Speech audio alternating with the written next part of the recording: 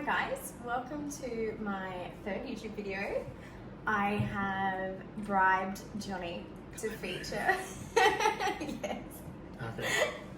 I've bribed Johnnie to feature in this week's video, and we are going to talk about us. I've been asked quite a few times to make a video with Johnnie, and I guess that's because he looks better than me. So here he is. Also, this isn't the kind of video you think when your partner says, let's make a video. But here I am, fully clothed. Well, on that note, one of the things I love most about Johnnie is his ridiculous sense of humour. He is constantly making me laugh, and it's one of the reasons that I fell in love with him. So I can't be too mad about all the inappropriate jokes because... Highly inappropriate, all the time. All the time. Love it. So a little bit about us. We met on Valentine's Day last year, so it's been almost a year since we've known each other. Yep. Yeah. Aged me. I've aged you. Yep. Excuse me, you've been getting ID'd at liquor stores since you've been with me. Receding hairline, gotta wear a hat now because of you. No, well, I'm joking. It was like that before. We started officially dating on March the 27th. The way Johnnie actually officially asked me to be his girlfriend is the sweetest story though, and I feel like we need to tell it. Go for it. So one day I was at Ronald McDonald House, which is where I was living with Bobbi at the time, and there was a knock at our gate, and I was like, what the heck, who's at our gate? So I opened the door and there was a flower delivery guy holding flowers, and he's like, oh, a delivery for Bobbi. And I was like, oh yeah, that's really cute. I thought it might have been, someone from TikTok or something. And then I brought the flowers in. They were sunflowers, my favorite, Bobbi's favorite. And I gave her the flowers, and there was a card inside which I read. So the card basically said, "Dear Bobbi, I think your sister is amazing, and I would love if she could be my girlfriend, but only if that's okay with you." Something along that lines of asking Bobbi's permission to be my boyfriend.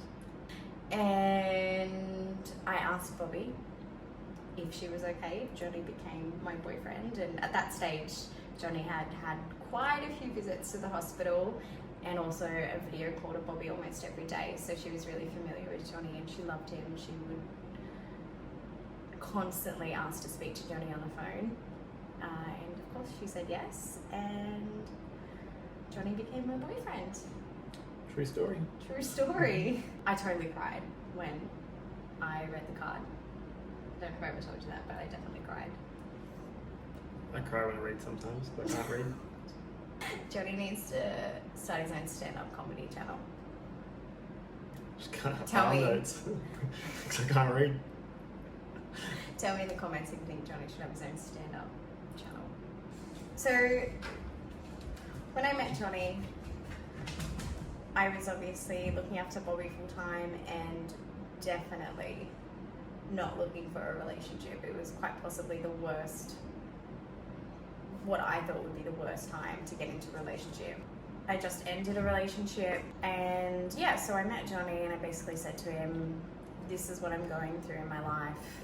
I'm not looking for anything serious. I just want a friend. I want someone to hang out with. I don't know anyone in Sydney. And well, obviously that worked out perfectly because here we are still friends. Luckily. Yeah, nothing serious. Nothing serious. Having a house and a dog and stuff together. Nothing serious. Nothing serious, just friends. So yeah, I was going through obviously a really tough time and thought a relationship would be the worst idea ever, but I think that it was honestly the best thing that happened to me during that time. I don't think I would have come out the other side sane without Johnnie. While I was at the hospital living there with Bobbi, so what used to happen is my dad and I would do every second night, we would alternate, and then during the day we'd do like 3-hour shifts. So on my nights off, at first it was probably only like once, maybe twice a week I'd catch up with Johnnie. Do you reckon? Yeah, well, it was pretty soon, like you'd come over every other night. Yeah. Which was really good because when I wasn't at the hospital before Johnnie, I would stay at Ronald McDonald House and I hated it. The bed was so uncomfortable. I just hated being by myself. It just gave me too much time to think and worry and stress. So meeting Johnnie was a real big blessing. And yeah, he'd pick me up of an evening because I didn't have my car for a while in Sydney. He'd pick me up and, you know, take me on nice walks. And the first place he ever took me actually was an adult arcade, which I didn't know was a thing, and it was so much fun. Yep. I definitely beat him at quite a few things. Not many, just, you know, more than 2. But And break, just a little bit of advice here for the boys. Let them win a few the first time. Get some on board. I won those fair and square. Sure you did. Oh no, here See? I was. It works. Johnny's doing a stand-up channel and a how to pick up women channel apparently. Oh, that'd be good. I reckon you'd do really well at that. Yeah. Little aside, like a little man coaching. yeah, and you could like charge for coaching programs on how to be the perfect man, because I reckon if you, because like 98% of my followers are women, if you would sign your husband up for Johnny's coaching program, like dating coaching program, comment below. They'd come back so inappropriate. There'd be inappropriate jokes all the time for them. But they'd also come back a gentleman. I could maybe start like a WhatsApp group for inappropriate jokes for them as well. I don't think anyone's signing up to that. But The blokes will. the date coach, I reckon you would be a great dating coach. Little side hustle for you, babe. Give it a go. I'll be your manager. Jesus.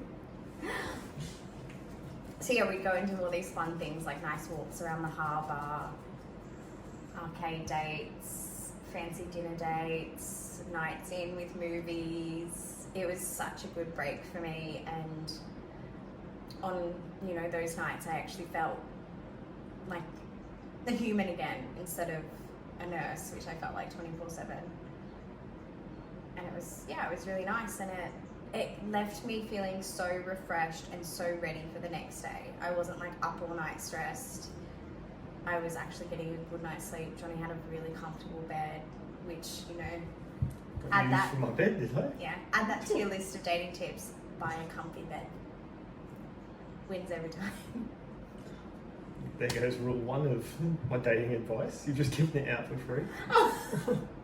Well, Great manager you are. subscribe to hear more. It's just a sneak peek. One day before Johnnie and I were officially dating, Bobbi was due to start chemo in the next couple of days, so she would have been at the hospital, and which meant like a 5 or 6 night stay, and I knew I wouldn't be able to get away much. And without even thinking about it, I sent him a message that said, if you want to come and meet Bobbi at the hospital, you're more than welcome. And now I remember the exact second I sent that message, because I sent it without thinking, and I'm a serial overthinker. I overthink everything from what I'm going to eat for breakfast to, you know, what to eat for dinner. It's a lot of food examples. But anyway, point is, I overthink everything, and especially something as big as meeting Bobbi, because I did not take that lightly. And as soon as I sent it, I started panicking and backpedaling a little bit. I was like, oh, like no pressure, like just if you want to, you know. And I freaked out. I totally freaked out. He said yes. Oh, I knew that was coming. Yeah. I thought it was an extended version. Well, you said you'd love to. Of course I would. And you said that you were thinking about like asking, but you weren't sure. Yeah. Do Because I think at this stage, we weren't official. Yeah, and I hadn't asked and dug into Bobbi's. I knew the diagnosis, but didn't know a lot about what kind of condition she was in, what she was going through, or anything like that. So I think that's where I was a bit on the fence about it all. I think I knew I was a bit of a harsh way of putting it. It's probably a little bit of a distraction for you on the side, so I didn't know if you wanted to keep it that way still. as much as being fully involved. We were a great distraction. Yep. But I just had this urge to bring you into my life, and that's not a decision I make very easy with anyone. I'm very closed off when I want to be. I'm very open, I'll tell anyone anything, but actually bringing you into my personal life, that's a different story. When you met Bobbi, tell us. It's hard to, I don't know, it's always a bit of a blur. It really is. Because I remember at the first, she was a little bit standoffish. Oh, she was. She was Yeah. so shy with you. Yeah. And then as soon as you left, she was like, Johnnie. Actually, it wasn't Johnnie, it was Johnnie. He was always Johnnie. Yeah. The next visit though, Johnnie bought Patch, which was the little barking puppy that would walk. Patch became the hospital essential. The nurses would actually walk Patch down the corridors of the hospital, around the room. Patch would trip the nurses over. That was after Larry the llama got lost. That's what I'm saying. No, the second time I came a big block of chocolate. Because we had our Indian date. Yes, I love that. Date Date number 2, at the hospital. well, hospital date number 2 was definitely Three-way, me, you, Bobbi, meet date. the second date that Bobbi was involved in. So the second time I met Bobbi hmm was I came to the hospital. So we were supposed to go out to dinner that night, and Yes. Bobbi got a fever and was vomiting, so she had to be admitted into hospital for mandatory 48 hours. So I messaged Johnnie and said, basically, what's happened, and I can't come to dinner. And Johnnie suggested that we bring our dinner date to the hospital. And I was already on my way to the hospital with my night bag packed. I remember he texted me while I was walking up to the hospital. I was wearing trackies and a t-shirt, no makeup, like I looked ridiculous. The kind of look that I normally wouldn't let someone I'm into see for quite a few months. So when he said that, I freaked out because I was like, oh my God, she's gonna see me in no makeup, in my trackies, like this is not good. But I thought it was so sweet, and I definitely couldn't turn that down. So Johnnie got to the hospital straight after work. We ordered some Uber Eats. We had Indian, and we hung out with Bobbi all night. And that was definitely the night that I realized I was falling very hard and fast in love with you. Just Really? seeing with you, yeah. Oh, cool. Yeah. High five. By this stage, Bobbi was a bit more familiar with Johnnie because they'd have quite a few FaceTime calls, and she would talk to him on the phone when I was on the phone to him, and they'd send Snapchats. Well, I would send Snapchats and show Bobbi Johnnie's Snapchats to her. So she was quite familiar with him, and he just made her smile so much. They were playing like hand slapping game. It was the first video I have on my phone of Johnnie, but we'd only known each other couple of weeks, not even. So I didn't feel comfortable videoing his face, which is probably one of my biggest regrets because it was so cute. But I've got Bobbi's face, and she was just smiling so hard, and it was just the cutest thing. My eyes were welling up with tears as I was watching them because it was so sweet. And yeah, they had a really beautiful connection from that day on. Because she probably thought that I was like Santa Claus, like coming with gifts and chocolate. You did. You brought a big block of Cadbury chocolate that night, and Bobbi didn't really have an appetite that night, so she didn't eat any. But weeks later, I'm talking probably 6 or 7 weeks later, I still had that big block of chocolate in my fridge, and I pulled it out and grabbed a piece, and she's like, Johnnie chocolate. She remembered that Johnnie bought that block of chocolate. Yeah, and it was really cute. She really loved you, and seeing the way you made her smile made me love you. So that night, Bobbi was quite sick that day, and she ended up vomiting just as our Uber Eats arrived. Like, we just put our Uber Eats down, got some plates and stuff, and she starts vomiting. So I've launched over there with a vomit bag, trying to catch her vomit. There's vomit everywhere. Her vomit's toxic, so I can't get it on my body, which is so hard when you're trying to comfort a toddler and, you know, catch spew and clean up spew and not get it on your body because it's toxic from the chemo. And Johnnie stepped in straight away and he's like, I'll hold this spew bag, you know, you get the nurse, you do this. And he just stepped right in and started helping me, and I was like, just taken aback by it. It was, yeah. And he was comforting her so well. Yeah, he just stepped in and just started helping clean up spew. So I'd known you for not even 3 weeks when I shaved my head. Mm-hmm. My hairdresser from down home where I'm from, she cancelled last minute. And I was so stressed. I'm like, what am I going to do? Like, am I just going to have to go buy some clippers and, you know, just do it myself, or, you know, get my sister to do it?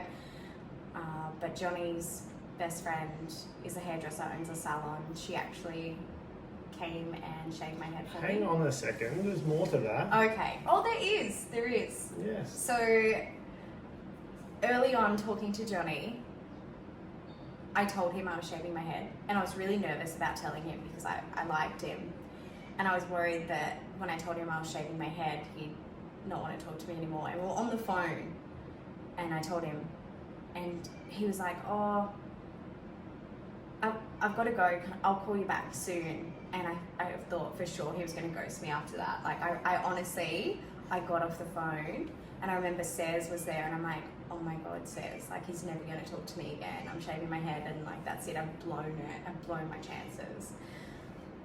And anyway, he does, he calls me back in like 15 minutes, and he's like, so, I've just called my friend who owns a hair salon, and I've organised for you to go and get your hair done before you shave it. You can go get whatever you want done, like, it's all paid for. I'll give you her number, message her, organise a time that suits you, and yeah, go enjoy getting your hair done one last time. And I was like, I'm literally shaving it off in a week and a half. There's no point me getting it done. And he was really persistent and like, no, like, I want you to go treat yourself. It doesn't matter if it's only going to be there for a week and a half. Just go and treat yourself. And we went out for dinner that weekend. We did. To the seafood restaurant on the harbour. Yes. Yeah. That was We out. went to Barangaroo. We went to where? Barangaroo, to that bar up on the rooftop. Yes. It was our only date when I had hair. True. And did you get a photo? We didn't get a photo. There's only one photo that exists of us two together when I have hair, and I didn't know Johnnie took it. And I didn't know this photo existed until a couple of weeks ago. So that was really sweet. That was just, I actually thought me telling him I was shaving my head was going to make him ghost me. But he just, yeah. Now that I know him, that was a silly assumption because he's the sweetest guy in the world and has the biggest heart. If you can't be nice to people, you shouldn't be in the world. Very true. Can't put a smile on someone's face or make their day. Don't waste your time, don't talk. Simple. You don't know what anyone else is going through. If you can add to someone's life, especially if they're going through something bad, add to it. If you're in a privileged position to do something nice, do something nice. And House of Locks, if you're in Sydney, for the help on that one. Amazing salon. They've been doing my hair ever since. So, yeah. So the owner of House of Locks, Larissa, she was the one who shaved my head for me, and I shaved my head at the start of the COVID lockdown. The hospital was only really allowing immediate family, but I spoke to the nurses beforehand. Oh, actually, I'd organised my head shave based on Bobbi's chemo when she wasn't due for chemo, so she was meant to be out of hospital. Yeah. And we were actually going to do my head shave at the park near Ronald McDonald House. I'd invited my mum, my sister, my auntie, my grandparents, my cousins. I'd invited so many people in my family, and then the day before my head shave, the day before my head shave, Bobbi was really unwell and she got admitted to hospital, and my head shave was not a priority, but I wanted to shave my head in front of Bobbi, and that's why I organised like a little bit of an event for it, because I wanted it to be something happy and exciting, because I was so scared that she would be terrified of me with a shaved head. And that's what everyone kept telling me, like, are you sure you want to do it? She might be scared of you. And I was really anxious about it. That was my greatest fear of shaving my head. Like, I didn't care about anything else except for her being scared of me. She was at first. Yeah, Definitely. she was. Yeah. She was. For the first half a day. Yeah, but it wasn't. But that whole day, she was just so flat and so unwell. So that had a lot to do with it too. She definitely wasn't excited about it at the time. She was not well. Yeah, so I spoke to the nurses and I said, I'm shaving my head today. I've organised, my mum to come from, 3 hours away. My auntie, uncle, cousins, grandparents are coming too. Can I shave my head in Bobbi's room? And the nurses said yes. And they all watched my head shave through the door. And yeah, poor Johnny. Johnny didn't know what he was really walking into when he asked his friend to shave my head for me, because we'd known each other less than 3 weeks. And obviously he wasn't going to let his friend show up alone, because I'd met her once. So he came with her and walked into a room full of my entire immediate family. Every single one of them. And they thought I was the boyfriend of the hairdresser. Which was good. I was really awkward. I didn't really know how to introduce him. Like, this is my friend Johnny. But I told my mum beforehand that, like, I really liked him and that we'd been going on a couple of dates. So she knew. And then Johnny left the room for something. I think he might have left.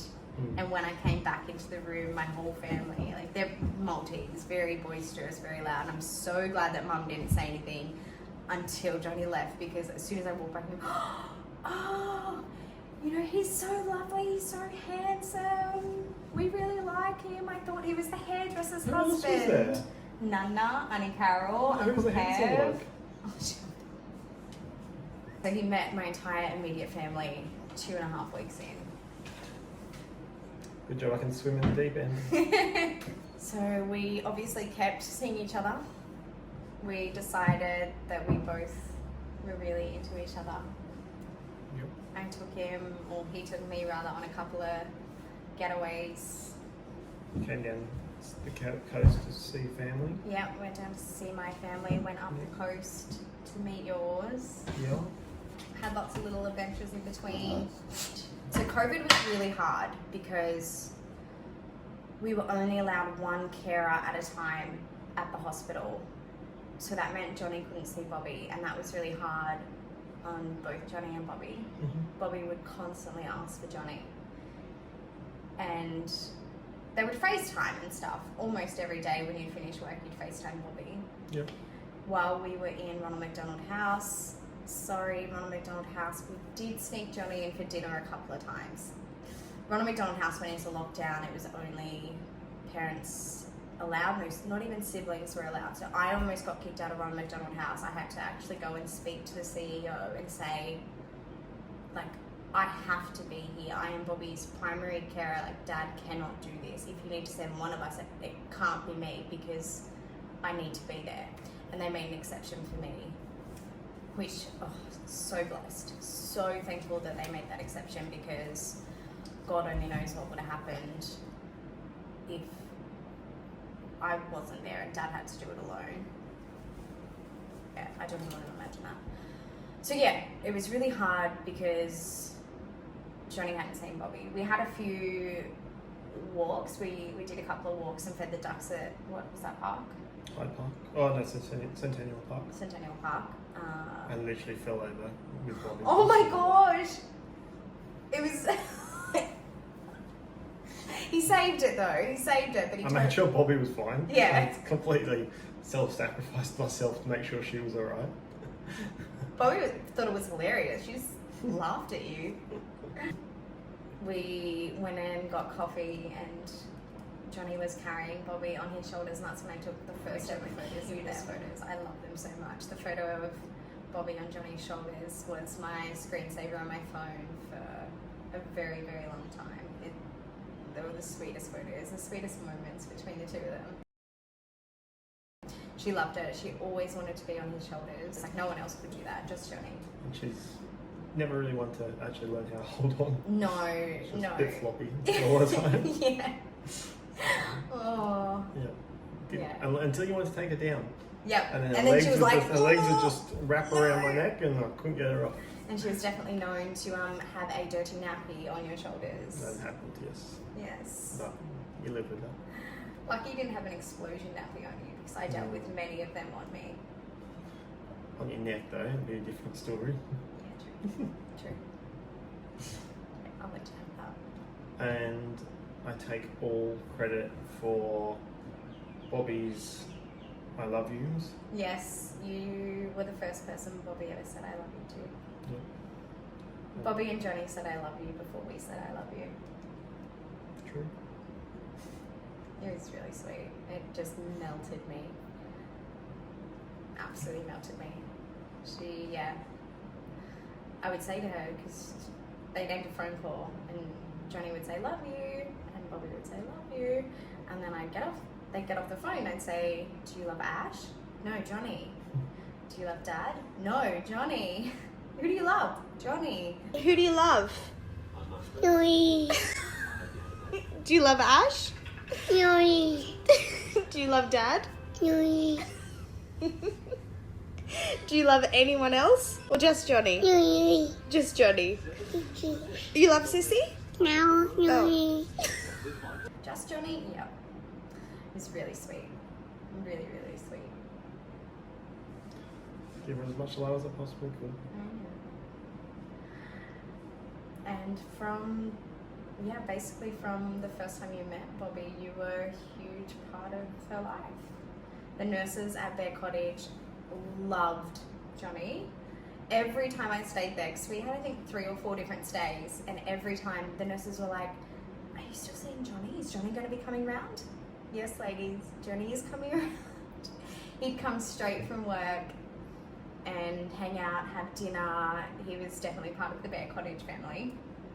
And then once Bobbi was in palliative care at the end, Johnnie would come up every Thursday after Well, work. in the meantime, we moved down here. Yes, important. Yes. So If I worked on the Northern Beaches where Bobbi was, when she used to go to Bear Cottage, Mhm. so I used to be able to go past on the way home from work Yeah, and see her. yeah. When Bobbi's treatment was over, we knew that there would be a period of time where we would have to return home to the South Coast, 3 hours from Sydney, and So we were going to try to do a bit of long distance, opposite weekends. yeah, we talked about one weekend I would go up to Sydney, the other weekend he would come down the coast, and then I realised that that meant Johnnie only seeing Bobbi every fortnight, and you know, I put that to him. I also didn't want you having to spend a weekend, every weekend, away from Bobbi. Yeah, That was a big thing. yeah, definitely. So we got approved for a house down the coast, and you know, I was getting really emotional about having to leave Johnnie and do long distance. And one day he rings me. I called and asked you if you thought it would be okay or a good idea for me to move down with you. No, you didn't. Yes, I did. No, you didn't. I did. Okay. All right. I remember it different, but okay. No. And you were like, would you do that? And I was like, well, I've got a job interview down there on the weekend if I want to go take it. Yes. Already made a decision, but I had to make her think that she made the decision. Tip number 2 for the boys. Just helping out here. You got the job. Yep. And I cried. I literally, half the drive home from the coast, like an hour and a half, I just sat there and I cried because I was so happy that I was just so shocked that someone I'd known for such a little time would just uproot their entire life 3 hours away, not knowing a single person, for Bobbi and I. It was just, blew my mind. Mm-hmm. Yeah. And we moved in together, and we've lived together ever since. We moved in together July, so we'd only really been dating how many months? March, April, Was it May, August, June, wasn't it? July or August? July, end of July. So we'd only really been dating 4 months, and we moved in together. Jumping the deep end. Oh yeah. Unfortunately though, we only got to live there for 3 weeks. Maybe about that. 3 weeks before Bobbi started declining pretty fast, and we ended up back at Bear Cottage. And then So I'd moved and I was by myself moved, after 3 weeks. yeah, which was awful. We'd swapped. So instead of us doing long distance the way we planned, we were doing long distance the opposite way, which was so much harder because Johnnie didn't really know anyone down home, my home, and I was in Sydney where I didn't really know anyone. And then we'd spend weekends together like we planned, and that was it. Yeah. So I started, big shout out to Steve and Gaz from work, my bosses. If they ever watch this, I'll get back to them. They were pretty amazing with me. They let me work my 40-hour weeks, Monday to Thursday, so I could have Fridays off. So just did longer days and then took Friday off to go up to Bear Cottage every Thursday after work and come back He was on a working Sunday. crazy hours and so much driving. Every Thursday he'd work all day, get in the car, drive 3 hours to Sydney, have a full-on weekend, and then drive home late Sunday afternoon. So he made the most of his time with us, which was so special. Do it all over again.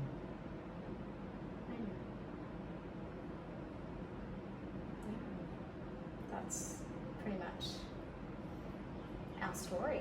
It's for me what really, like, I will never, what's the word I'm looking for? It just really caught me off guard that Johnnie fully knew my life circumstances. He knew that I was Bobbi's full-time carer. He knew that her cancer was terminal. He knew what he was walking into, and I said to him, like, it's not fair for me to bring you in. Like, you don't have to have your heart broken by this. Like, you don't need to go through this. You can walk away. And he was adamant that he would be there for me in whatever shape or form I needed, whether it was just a friend and a distraction, or a boyfriend, or whatever I needed. He was like, that's what I'll do for you. And that takes a very, very special kind of person to do that. And I honestly don't know what I would do if our situations were reversed. Like, you put yourself in a position to have your heart broken, and I know that you would do it a million times over again, and that makes you a very, very special human. I love you. I love you.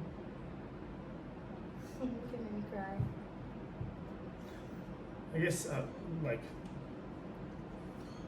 I remember having that conversation when you were freaking out about us going anywhere. And I think that was a steak dinner we went for. I remember saying, like, if this just keeps going the way it's going and it doesn't work out, I would made a promise I would be by your side until, it sounds awful saying it, but the worst was going to happen. We always knew there was going to be an end story somewhere.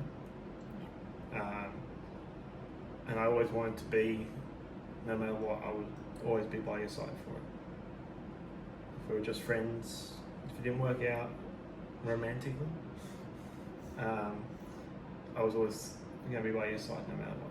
Help you deal with all of it. Like, I knew you didn't have anyone in Sydney, and like I always said, it's just to hang out, go watch a movie, go for a drink. I would always be there. And luckily, fell for this.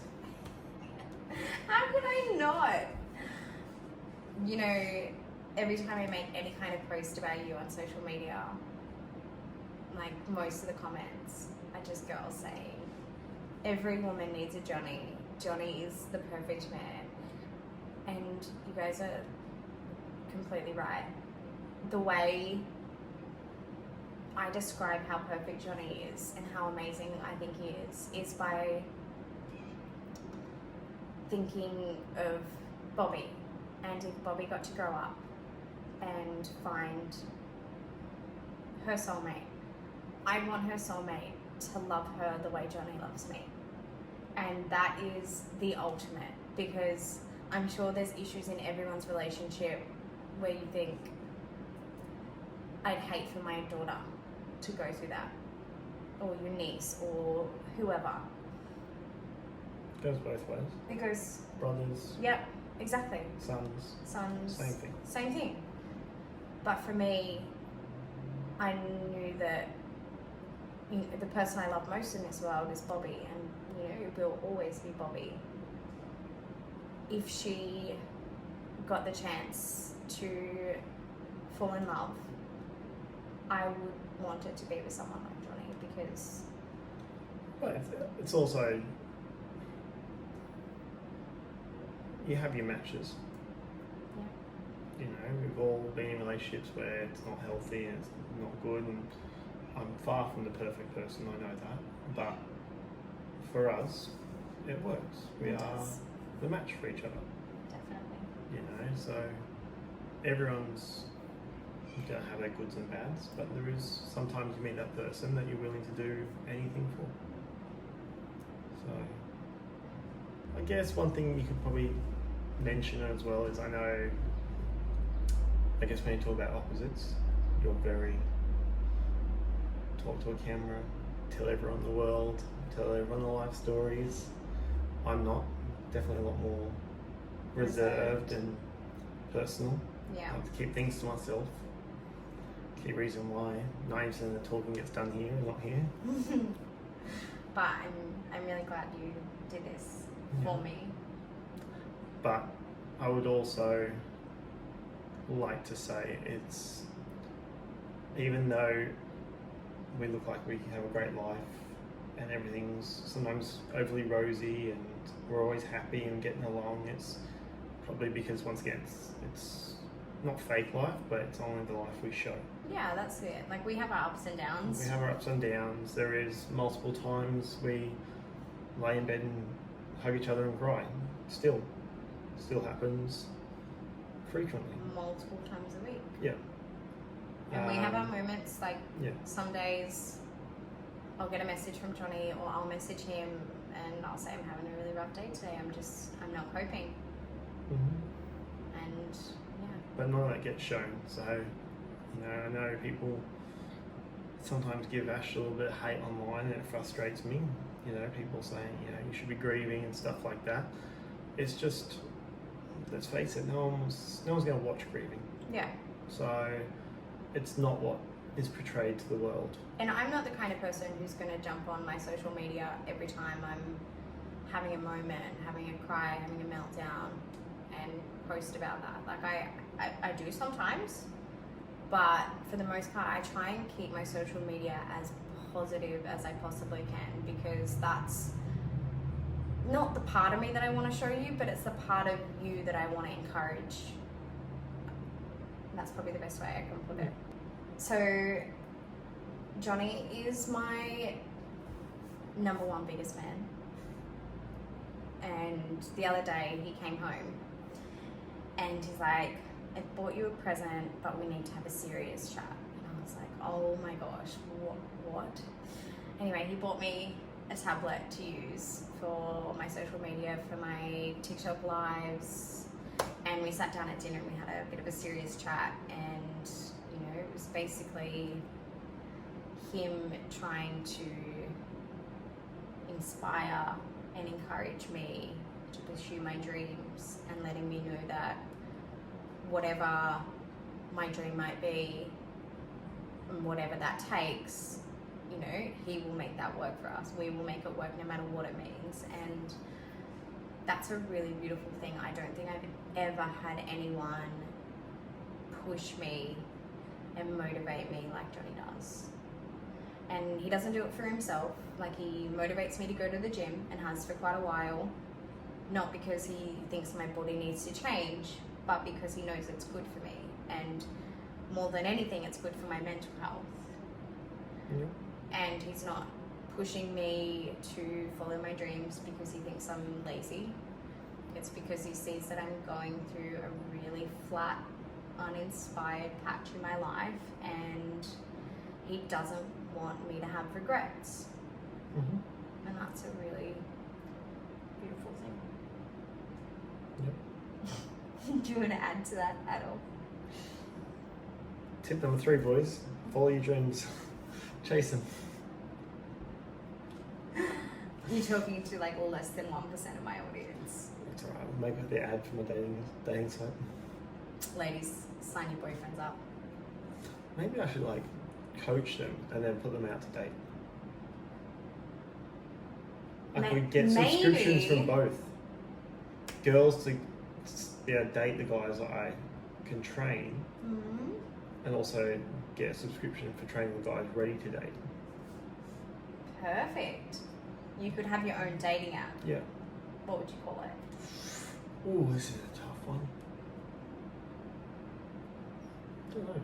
Drop it in the comments below. I think that works. We'll put this at the end of the video, and I want comments at the end on what we can call the dating service. You heard it here Or first. good names. Good names for the dating service. They have to be funny though, Yeah. obviously. Yeah. Yeah. Alright, I think that's a wrap. Sounds good. Thank you for watching, and also thank you for doing this with me and for me, because I know you're not doing it for yourself. Absolutely, anytime next year. I'll do it again. No, we've got to do a Q&A. That's our next one. It'll be easier because I'm not just talking off our feet. We did not plan anything in this video, by the way.